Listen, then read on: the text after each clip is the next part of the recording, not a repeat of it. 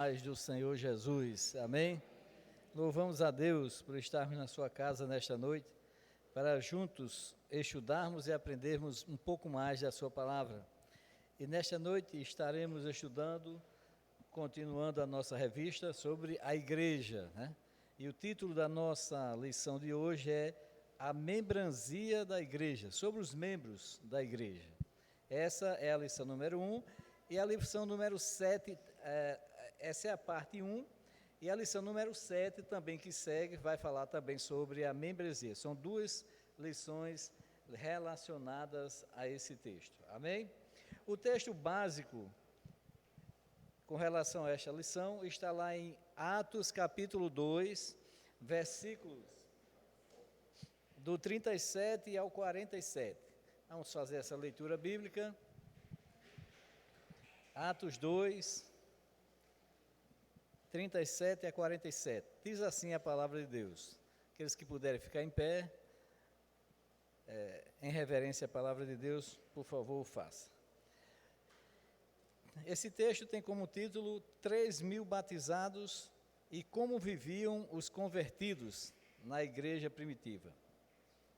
Ouvindo eles estas coisas, compungiu-se-lhes o coração e perguntaram a Pedro e aos demais apóstolos: Que faremos, irmãos?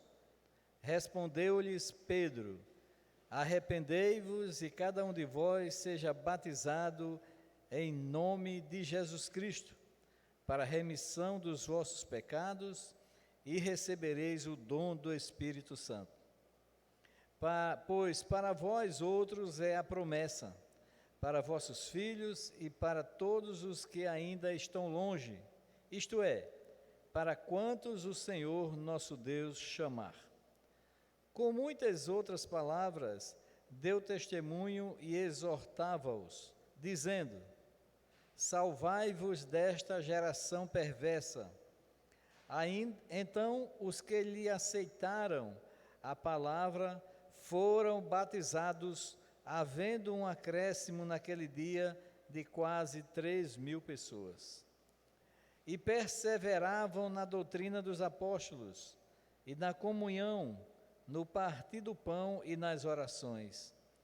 Em cada alma havia temor, e muitos prodígios e sinais eram feitos por intermédio dos apóstolos. Todos os que creram estavam juntos e tinham tudo em comum. Vendiam as suas propriedades e bens, distribuindo o produto entre todos, à medida que alguém tinha necessidade. Diariamente perseveravam unânimes no templo, partiam pão de casa em casa e tomavam as suas refeições com alegria e singeleza de coração, louvando a Deus e contando com a simpatia de todo o povo. Enquanto isso, acrescentava-lhes o Senhor, dia a dia, os que iam sendo salvos. Amém? A igreja pode sentar. Pelo texto que nós vimos aí, nós já podemos ver que a igreja era composta de todos aqueles que iam aceitando, né, a palavra dos apóstolos, aceitando ao Senhor Jesus, e a igreja ia crescendo. Na época em que nós estamos vivendo, o autor nos diz aqui que nós somos contemporâneos de uma cultura líquida, né? Uma cultura onde não há sustentação. Uma coisa é ser sólido, outra coisa é ser líquida, né? O sólido há sustentação, né? Há algo mais forte, mais rígido, mas no líquido, hoje está de um jeito, amanhã está de outro, o líquido não tem forma, né? E nem tem volume definidos, a não ser que alguém defina. Por isso, né, a nossa cultura hoje é assim. Nós podemos observar quando estamos ou vendo televisão ou alguma coisa, ou mesmo andando na rua ou nas nossas casas, a gente vê que o povo realmente não tem uma certa solidez, nem nas palavras, nem em qualquer outra coisa. Também essa geração, né, ou esta cultura, ela é caracterizada pelo volátil, ou seja, por aquilo que hoje é, amanhã não é. Muda rapidamente as coisas. E também pela indefinição. Tudo é indefinido, né? Acontece na hora, você resolve na hora, quer, outra hora não quer. Então, há muitas indefinições no nosso meio ultimamente. E aí o autor da lição nos diz que o relativismo, esse que nós já conhecemos, defende que nenhum valor é tão sólido que não possa dissolver-se. Então nós sabemos que relativismo, ele é completamente contrário ao cristianismo, né? Nós sabemos que nós pregamos, a palavra de Deus nos diz que Deus é absoluto e as suas verdades. Porém, o relativismo vem tentando destruir ou desconstruir essas verdades bíblicas aí. E aí, há uma aversão, né, quase que absoluta, a tudo que é institucional, a tudo que é hierárquico. Hoje em dia, obedecer uma hierarquia está difícil, até nos quartéis, né? Hoje em dia está difícil. E também o que é normativo. Hoje as normas estão sendo completamente mudadas, né? Ou não obedecidas por muitos, né? Inclusive por aqueles que teriam que defender essas normalidades, né, feitas na lei, e não defendem, mudam completamente de acordo com o seu querer, com a sua vontade. É isso que nós estamos encontrando na cultura de hoje, no mundo de hoje. E o estilo de vida das pessoas de hoje, né, é cada vez mais impactado por quem? Pela tecnologia. Todo mundo hoje, ou quase todo mundo, vive tecnologicamente, com um celular, um tablet, ou qualquer outra coisa. E aí nós vemos que vão de acordo com o que estão vendo, do que estão aprendendo ali, e esquecem de muita coisa, né, que foi ensinado pelos seus pais, que é ensinado pela palavra de Deus, e aí muda completamente.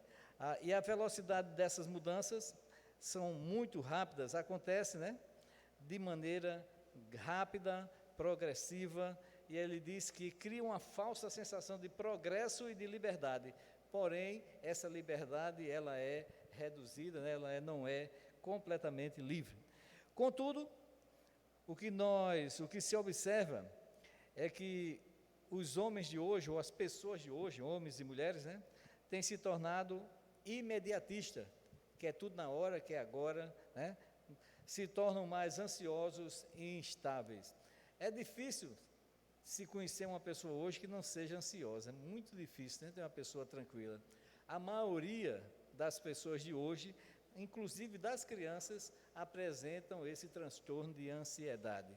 E isso é de acordo por causa da cultura e do tempo em que nós vivemos, né?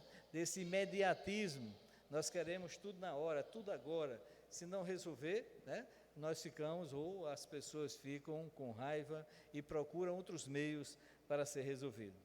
E aí, o autor da lição cita aqui o conceito de modernidade líquida de Zygmunt Bauman, que diz o seguinte, sobre essa modernidade líquida, há muitos cristãos que se juntam à igreja, mas não desejam casar-se com ela, ou ficar junto dela, ou ser membro dela, né? Frequentam várias igrejas, mas não querem compromisso de membresia, ou seja, não querem se tornar membros. Outros assumem o compromisso de membro, mas agem como se não fossem, recusando-se a prestar conta de sua vida à igreja. E assim negligenciam, né, suas responsabilidades como cristão, como membro de uma igreja, ausentando-se dos cultos, ausentando-se da Santa Ceia e não dá nenhuma satisfação à liderança da igreja. É isso que nós temos realmente visto, né, em algumas pessoas, essa falta de compromisso dentro das igrejas. E muitas pessoas que às vezes a gente convida, né, vamos se batizar, se tornar membro da igreja, e muitas vezes essas pessoas não querem não querem compromisso com Deus, não querem compromisso com a igreja, vivem deliberadamente. Então esse é o conceito desse teólogo, né? Suponho que seja teólogo, Zwingli Bauman, sobre a membresia da igreja. Sociólogo, obrigado, pastor. Então ele é sociólogo, Zwingli Bauman. Ele mesmo, né, está descrevendo aqui 3 tipos de pessoas que se juntam à igreja. Aqueles que estão juntos na igreja, mas não são membros dela. Aqueles que frequentam várias igrejas, hoje está aqui, hoje está ali, né? Que a gente chama de macaco, que fica pulando de galho em galho, mas não quer compromisso com a igreja. E outros que assumem o compromisso de membro, mas não agem como tal. Então, isso é possível verificar-se hoje no nosso meio. E aí o processo de secularização em o que estamos vivenciando, né, na membresia da igreja, cada vez mais se torna rotativa e volátil, né? As pessoas vêm e vão mais rápido. Muitos aqui, ele diz, muitos trocam de igreja pelas razões mais banais possível. E a gente tem visto isso, né, acontecer. Qualquer coisinha, vou me embora dessa igreja, não vou ficar aqui por isso, ou qualquer coisa mais simples possível. E aí, ele cita também aqui, né, que esses aí, ainda existe aquele grupo que são chamados de desengrejados, que desistiram da igreja, mas se chamam seguidores de Cristo. Então estão fora da igreja, mas dizem que seguem a Cristo.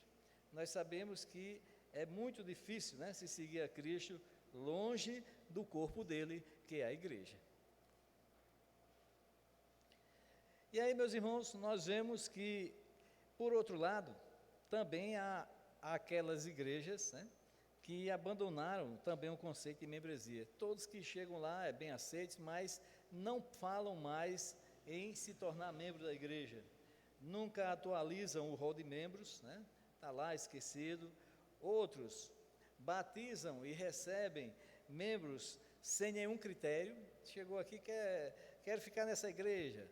Estou dizendo não aqui, estou dizendo em todas as outras, aqui e outras igrejas, né? Mas aqui nós temos certos critérios para aceitar uma pessoa como membro da nossa igreja ou para batizar. Então recebe de qualquer maneira. Pois não, pastor?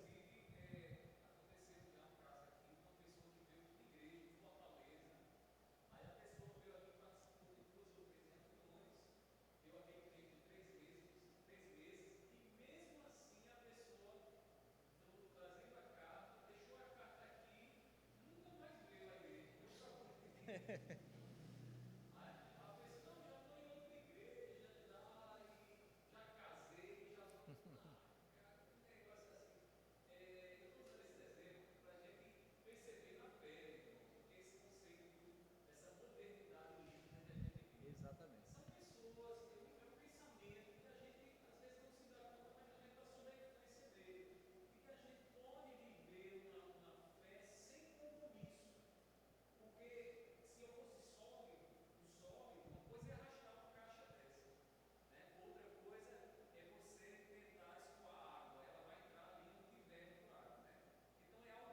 Líquido. Não tem forma.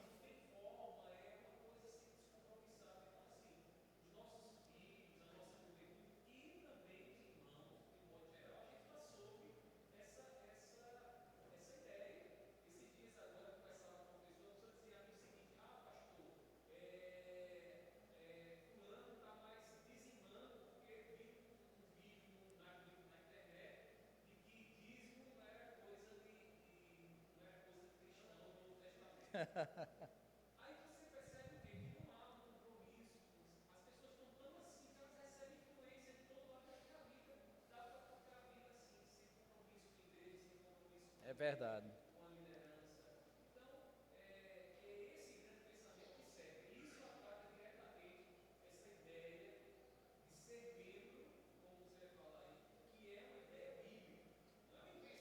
Nós vamos mostrar aqui através da lição que a ideia é bíblica, né? Realmente é isso, pastor, né? As pessoas estão sem compromisso. Vêm e vão para outra, onde delas ficam. Quando não dá mais, sai e assim vão. É uma cultura realmente líquida. E por esses motivos, né, e outros que nós vamos ver aqui, é de extrema necessidade estudarmos sobre a membresia, né, da igreja, que esta é a nossa primeira lição a respeito disso. Muito bem. O ponto número 1 da nossa lição trata da natureza da igreja e o conceito de membresia, né? Qual o conceito que nós vamos aprender aqui a respeito disso? Lá no Novo Testamento, né, usa-se a palavra eclesia, quer dizer igreja, que é para se referir a um grupo de pessoas que se reúnem para culto a Deus e edificação mútua, né?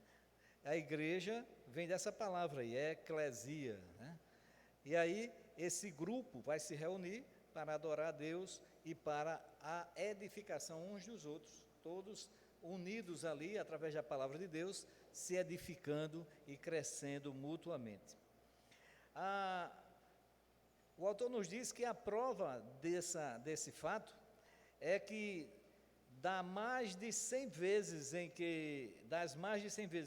que acontece essa palavra, que a palavra eclesia aparece no Novo Testamento, né, ela é traduzida como igreja, e 93 vezes dela se refere à igreja local. Então, essa palavra aparece mais de 100 vezes no Novo Testamento. Então, 93% dela se refere à igreja local. Então, se tem igreja local, é porque nós temos uma membresia presente ali naquela igreja, ou um grupo de irmãos, né, reunidos para adorar a Deus.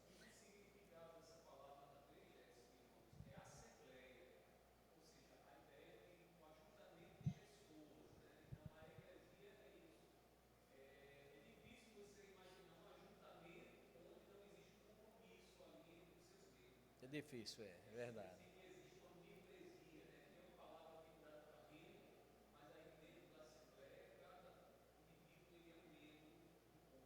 Amém, é verdade. E aí, o autor da lição define aqui o que é a igreja para a gente. Veja aí na sua lição, página 37. A igreja é o ajuntamento dos que se reúnem num determinado local para adorar e servir a Deus, né? O grupo de pessoas, ou uma assembleia de pessoas que se reúnem para adorar a Deus, para glorificar a Deus, para servir a Deus. E isso significa, irmãos, que o lugar do cristão que pertence à igreja invisível, lembra aquela lição, né?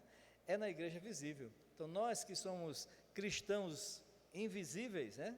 A igreja invisível, nós também fazemos parte da igreja visível. É por isso que estamos aqui, né? Muitos dessa igreja pura, santa, invisível, que faz parte dela também, é necessário e estará sempre na igreja visível. É necessário isso. Então veja, via de regra, né, os que estão fora da igreja, estão fora de quem? De Cristo, né? A igreja é quem? O corpo de Cristo. Se estamos fora da igreja, se estamos desengrejados, estamos fora de Cristo, porque a igreja é o corpo de Cristo. Amém? Alguma dúvida até aí? Não. Então vamos prosseguir. Então veja.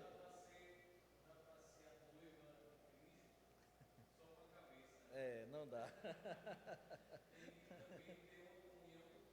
É verdade. Completo.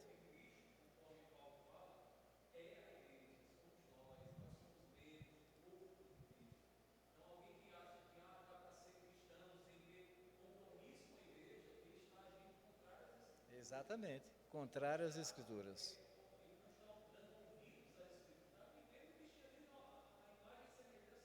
O que ele pensa. É verdade, pastor.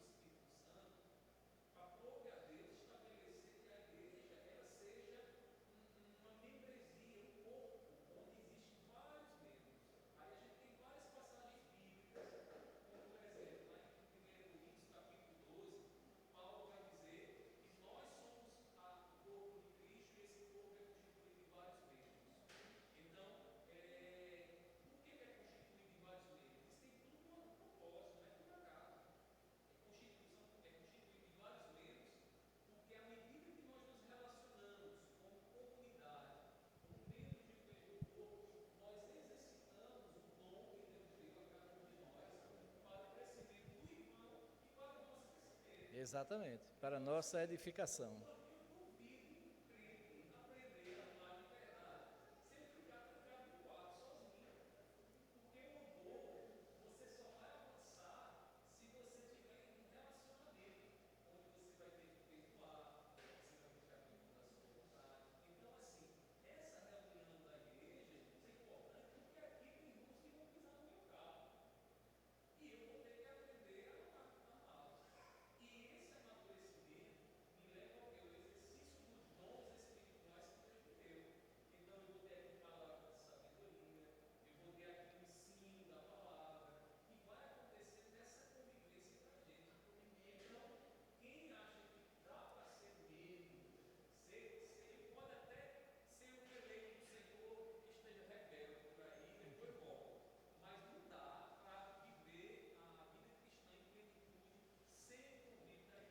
De maneira nenhuma. A nossa confissão de fé congregacional, que os irmãos já conhecem, né, ela incentiva que o lugar do cristão é na igreja. Veja o que ela diz na sua lição aí. Vou ler o que está aí. Esta santa assembleia, que é a igreja, né, é a congregação daqueles que são salvos. E fora dela não há possibilidade ordinária de salvação. Cremos, então, que ninguém, qualquer que seja a posição ou qualidade, deve viver afastado dela, da igreja, e contentar-se com sua própria pessoa. Mas cada um deve se juntar e se reunir a ela, mantendo a unidade da igreja, submetendo-se à sua instrução e disciplina, curvando-se diante do jugo de Jesus Cristo, e servindo para a edificação dos irmãos, conforme os dons que Deus concedeu a todos, como membros do mesmo corpo. Amém? Está no capítulo 28, na seção 4. E esta confissão, ela também nos alerta, né, sobre aqueles que abandonam a igreja. Veja na seção 5 que diz: o dever de todos os fiéis é conforme a palavra de Deus, separar-se daqueles que não pertencem à igreja e juntar-se a esta assembleia em todo lugar onde Deus a tenha estabelecido. Por isso, todos os que se separam desta igreja ou não se juntam a ela, contrariam a ordem de Deus, né? Capítulo 28, seção 5 da nossa confissão de fé. Bem, vamos ver algumas imagens bíblicas, né, relacionadas à igreja.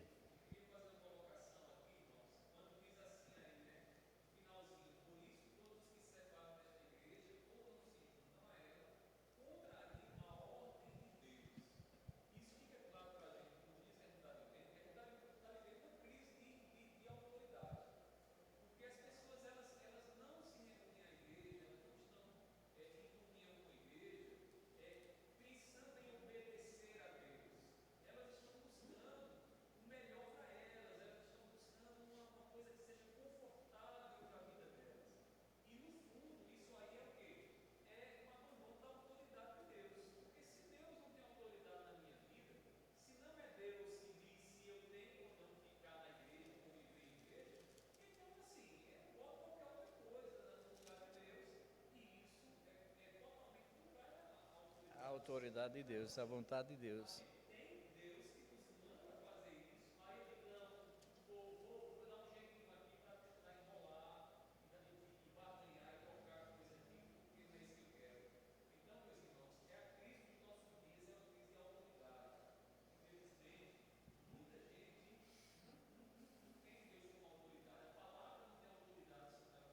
É verdade.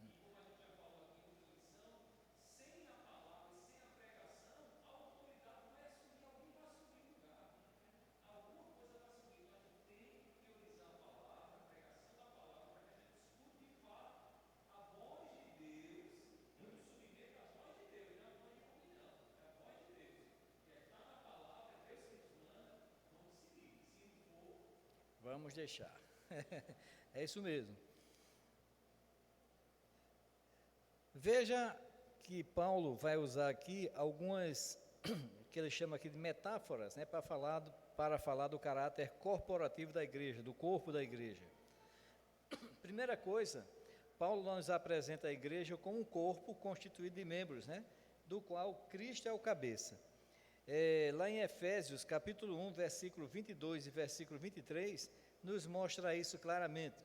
No 22 nós temos: e pôs todas as coisas debaixo dos pés, e para ser o cabeça sobre todas as coisas, o deu à igreja, a qual, a igreja, é o seu corpo, a plenitude daquele que a tudo enche em todas as coisas. Então aqui nós vemos Cristo como cabeça da igreja, e a igreja como seu corpo.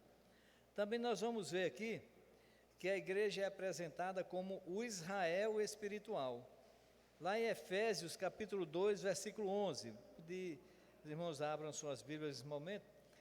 Eu estou com o versículo 11 aqui, diz assim: portanto, lembrai-vos de que outrora, vós gentios na carne, chamados incircuncisão, por aqueles que se intitulam circuncisão, na carne por mãos humanas. Então, mostra aqui o Israel, né, espiritual de Deus, Efésios 2, 11 a 19, é todo esse texto agora.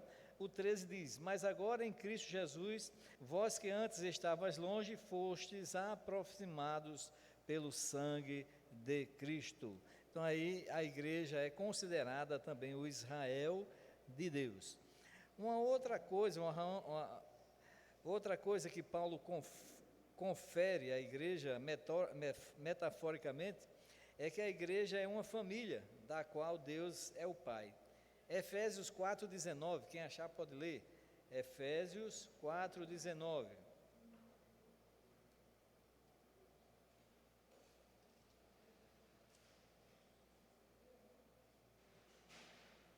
Efésios 4,19. Alguém achou? Pode ler.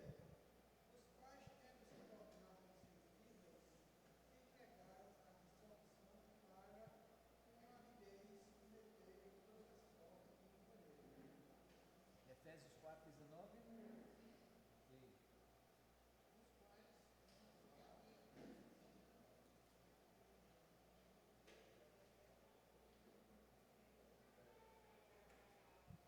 O 14 e o 15 do capítulo 3 nos diz também o seguinte: por esta causa me ponho de joelhos diante do Pai, de quem toma o nome toda a família, tanto no céu como na terra. Então, a igreja é comparada também com uma família. Também a igreja é comparada por Paulo por um edifício, como um edifício. Efésios 2, versículo 20, 20 ao 22, que diz assim: no qual também vós juntamente estáis sendo edificados para a habitação de Deus no Espírito.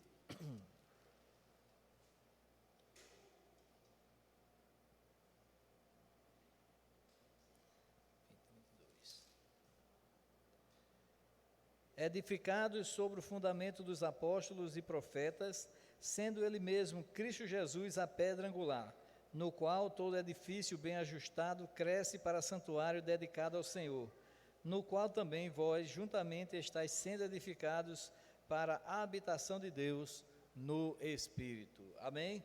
Então veja que esses versículos nos mostram que a igreja de Cristo, né, é falada, é mostrada, é exemplificada na própria palavra de Deus. E a partir dessas imagens aí, nós podemos inferir, né, que o conceito de membresia está diretamente relacionado à natureza de corpo da igreja, ou à natureza corporativa da igreja. O que implica dizer, irmãos, que se a igreja é um corpo, nós somos os seus membros, né? Se a igreja, se é uma nação, não podemos ficar de fora como se fôssemos estrangeiros. Se a igreja é a família da fé, não convém que abandonemos a nossa casa como fazem os filhos pródigos. Se a igreja é um edifício, devemos ser os tijolos que a constituem. Amém? Então, interessante, né? Essas coisas aqui a respeito da igreja, nós precisamos prestar bem atenção e ver que nela está a membresia, aqueles que fazem parte da Igreja de Cristo.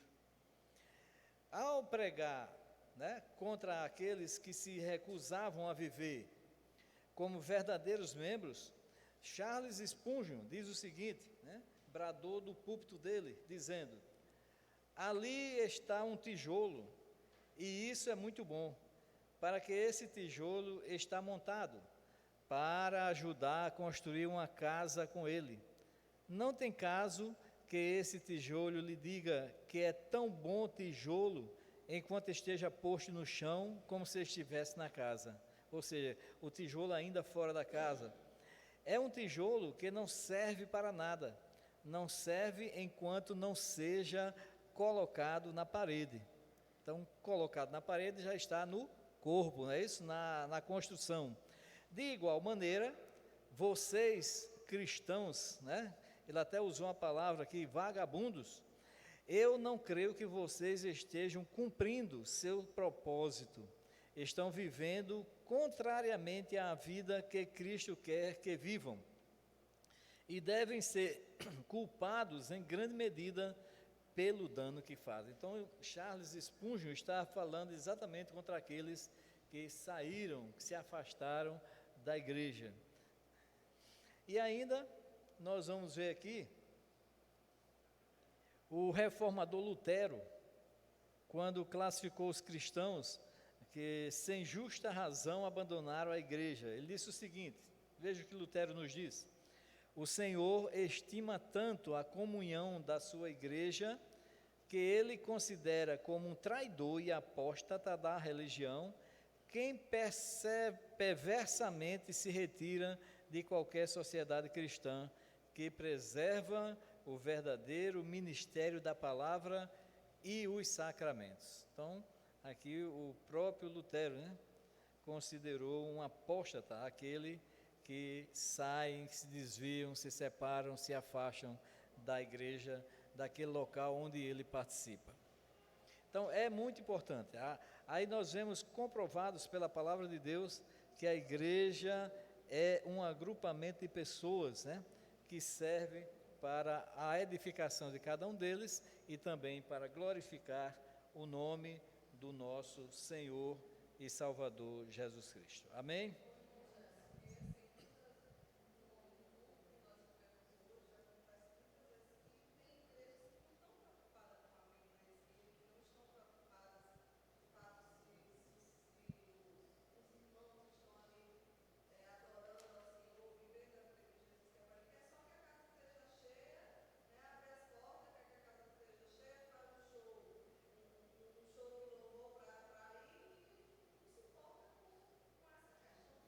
É verdade.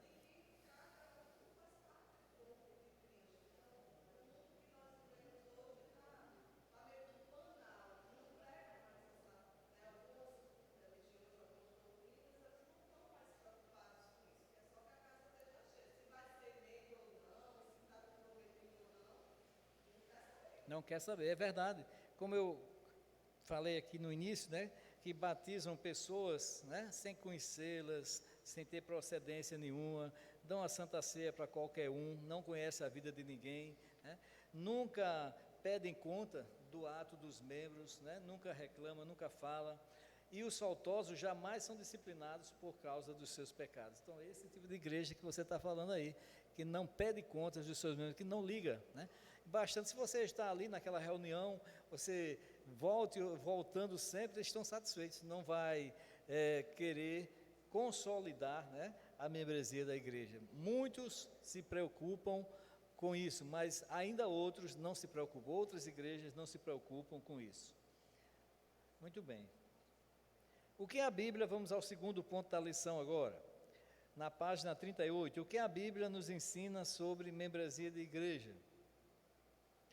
Ele começa dizendo aqui, o autor da lição, que uma das razões que faz com que muita gente despreze o conceito de membresia, diz aqui, é por entender que se trata de uma questão meramente organizacional. É uma organização criada por homens, né?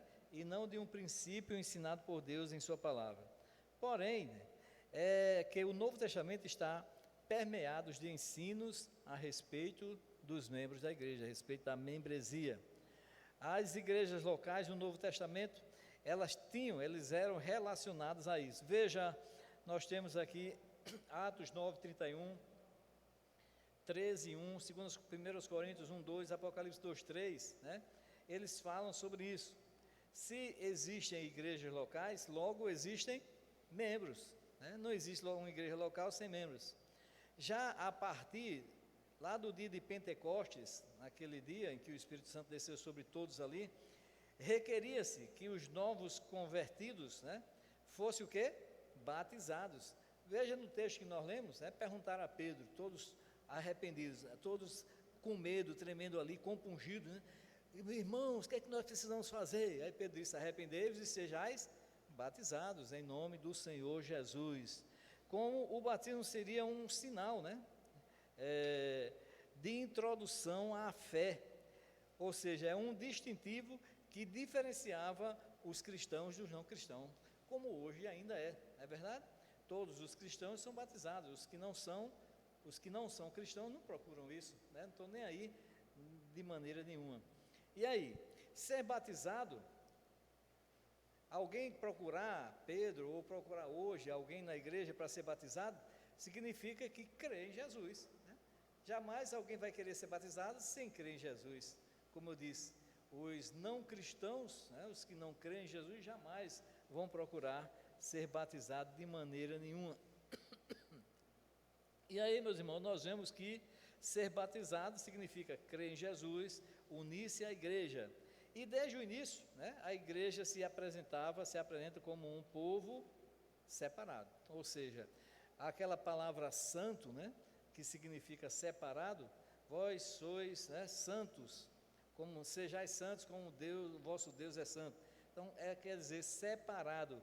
A igreja sempre se apresentou como um povo separado, diferente, fazia diferente, né, na época em que vivia. E hoje, da mesma forma, nós precisamos fazer a diferença. Apesar, né, de igreja hoje, muitas igrejas não fazerem essa diferença no mundo, estão mais ou menos ou parecido com o mundo, em vez de se parecer com Cristo, né? Hoje em dia, infelizmente, acontece muito isso. Ele diz que com um estilo de vida, a igreja tem que apresentar um estilo de vida que se diferencie do restante do mundo, do restante da cidade, do restante do estado, do restante das outras pessoas, né? Ser diferente, vivenciar Cristo em sua vida. E aí, as pessoas se reúnem, tomam decisões, votam e são votadas, sempre visando ao cuidado mútuo. Na nossa denominação é assim, né? Todos nós procuramos vivenciar, se cuidar, procurar viver uns aos outros e em Cristo Jesus, e todos serão abençoados. Os que se unem à igreja, um outro fato importante aqui, são perseguidos por possuírem uma fé e um estilo de vida diferente ou próprios da igreja de Cristo. Quando a gente vê uma igreja que não é perseguida pelo mundo ou pela sociedade, a gente vê que ali não está fazendo diferença no mundo. Mas quando você vê uma igreja onde ela é perseguida, né, o cristão é perseguido, é porque está fazendo diferença, está mostrando a sua fé, está dizendo que está no mundo, mas não faz parte do mundo, faz parte da igreja de Cristo. E aí a perseguição vem sobre essa igreja. E é importante notar, irmãos, também, que à exceção dos que foram dispersos e dos que foram enviados para plantar outras igrejas, não existem exemplos de cristãos separados da igreja. Todos viveram ligados à igreja. Amém?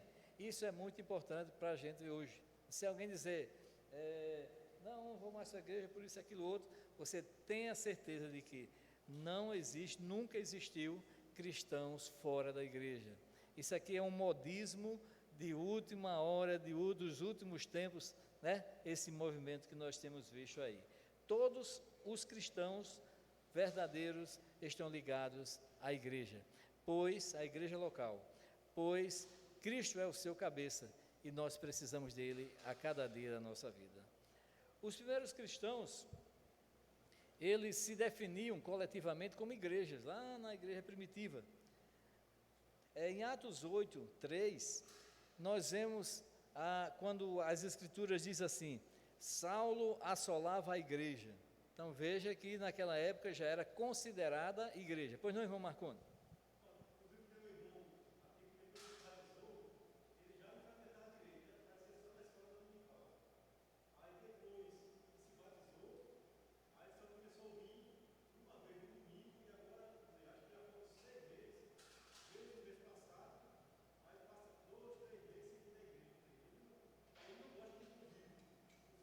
De maneira nenhuma. Ele é quem está perdendo, né? Esse convívio maravilhoso entre os irmãos. Veja em Atos capítulo 11, versículo 22, que diz assim, essas notícias chegaram à igreja. Então, sempre se referindo àquele grupo de irmãos como igreja, né? Eclesia. Lá em Atos 11, 26 diz assim, Barnabé e Saulo reuniram-se com a igreja. Então, sempre citando a igreja de Cristo. Atos 12, 1, Herodes prendeu alguns que pertenciam à igreja, né? A perseguição. Atos 12, 5, a igreja orava com determinação. Lembra do episódio de Pedro, né, que estava preso, mas a igreja fazia constante oração a favor dele e ele foi libertado por um anjo de Deus. E aí, lá em Atos 14, 27, eles reuniam a igreja, foram bem recebidos pela igreja, Atos 15, 4. Em todas essas passagens, não há nenhuma referência de um indivíduo, né, de um grupo, uma pessoa só, mas de uma igreja local e visível, que estava ali reunida, orando, buscando a Deus, lendo e estudando a palavra de Deus, pois aí estava um ajuntamento de membros da igreja de Cristo. Amém? Sempre foi assim. As igrejas tinham uma liderança constituída por Deus, como tem hoje, até hoje, né? É importante lembrar, irmãos, que esse é um dos pontos, diz aqui, mais atacados pelos críticos. Contudo, não há dúvida de que Deus deu líderes à sua igreja. Efésios capítulo 4, versículo 11. Gostaria que qualquer irmão lesse aí. Efésios 4, 11. Nós vamos ver que Deus distribuiu a liderança na igreja.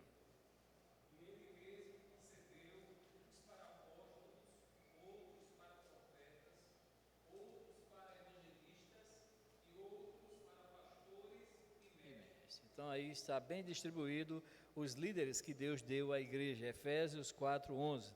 E aí nós vemos que para isso Deus os havia constituído bispos, né, apóstolos, doutores, ensinadores, todos foram constituídos líderes por Deus para cuidar do rebanho de Deus na terra. Lá em 1 Pedro 5:2, gostaria que qualquer irmão lesse para a gente ver que Deus especificou aí rebanhos específicos de Deus. 1 Pedro.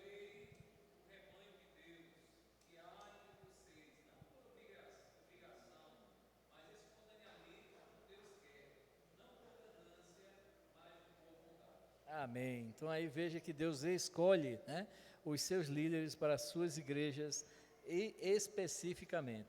E aí os membros da igreja são ensinados a obedecer, a honrar e a submeter-se aos bons líderes, porque são escolhidos por Deus. Amém?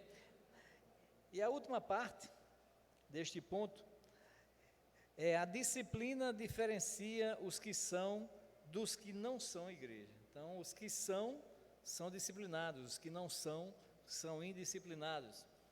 Lá em 1 Coríntios, capítulo 5, de 1 ao 13, né, indica que a igreja deve disciplinar os faltosos, visando restaurá-los e manter o padrão moral que diferencia a igreja do mundo. Então, quando houvesse qualquer indisciplina, Paulo nos mostra que é necessário disciplinar para manter a igreja unida moralmente, né, diante de Deus e como diferença do mundo.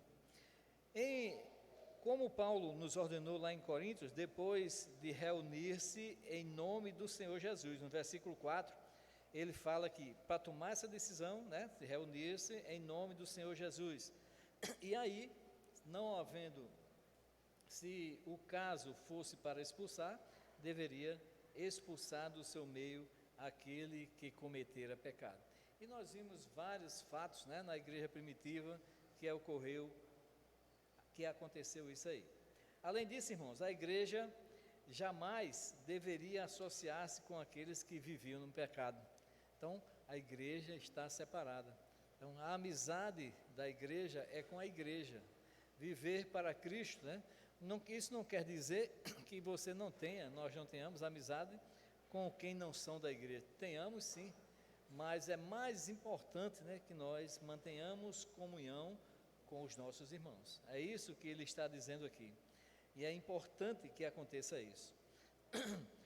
E observe, né, que nada disso pode existir se não houver uma membresia.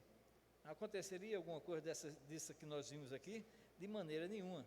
Sem membros local, sem membros, sem igreja local. É isso que eu quero dizer. Sem membresia, sem igreja local. Então, toda e qualquer igreja, ela possui os seus membros ativos, né? E os membros que fazem parte da igreja de Cristo.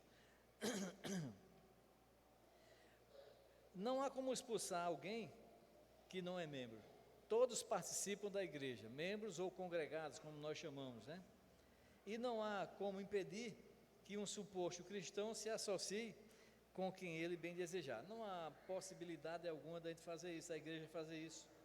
Esse texto, diz o autor da lição, mostra que há uma realidade de pertencimento, isto é, de membresia. Você sabe a quem você pertence, se é a Cristo ou não, né?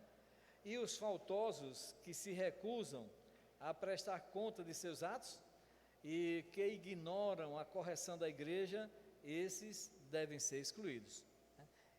Felizmente ou infelizmente nós temos visto acontecer, né, com alguns por causa de pecados na igreja. Só deve pertencer à igreja quem é a igreja. Boa frase, hein? Só deve pertencer à igreja quem é realmente igreja. Amém? Você é igreja? Sim, nós somos igreja em Cristo Jesus, né? Igreja invisível e igreja visível em Cristo Jesus. Quem é do mundo, né, deve ser devolvido ao mundo. Essa é a explicação de João, lá em 1 João 2,19, que diz assim: eles saíram do nosso meio, mas não eram dos nossos. Então aí é bem explicado todos aqueles que saem da igreja e que não são realmente igreja de Cristo. Então, irmãos, que Deus, pois, né, aplique a sua palavra em nossos corações. O que aprendemos sobre a membresia na igreja hoje à noite. Nós vimos a natureza da igreja e o conceito de membresia. Vimos também o que a Bíblia nos ensina sobre membresia da igreja. Esses dois pontos a respeito da igreja de Cristo, das igrejas locais. Vimos também as provas bíblicas de que a igreja sempre teve membros em toda a sua era, desde que surgiu até os dias de hoje. Amém? Que Deus, pois, aplique a sua palavra em nossos corações e nos ajude a compreender mais a sua palavra e nos estabelecer, né, como igreja de Cristo. E nos dá vontade, coragem, desejo de estar junto com os irmãos, participando desta igreja do Senhor Jesus, que é o cabeça e nós os membros. Amém. Passa a palavra de novo ao pastor.